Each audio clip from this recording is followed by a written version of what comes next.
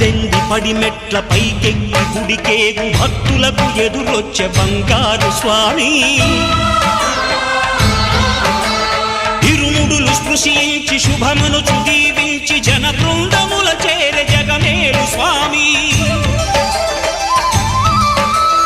తన భక్తులను నిల్చు తప్పులకు తడబడి ఒక పక్క ఒరిగెన ఓంకారమూర్తి